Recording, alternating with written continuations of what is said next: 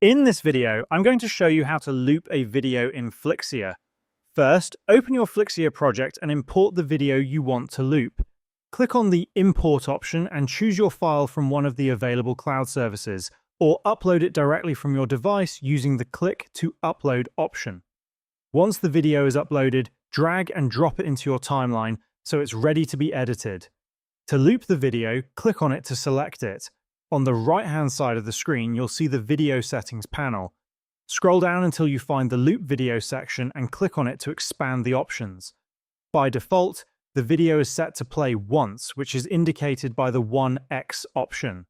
If you select 2x, the video will be duplicated in the timeline and played twice. You can choose 3x or 4x as well, depending on how many times you want the video to repeat. If you want to loop the video more extensively, click on the Custom option. This allows you to manually set how many times the video should repeat. You can drag the slider to increase the loop count, with the maximum value being 200. As you increase this number, you'll notice the length of the video in the timeline growing accordingly. For example, a short clip of just a few seconds can turn into a much longer sequence when looped multiple times.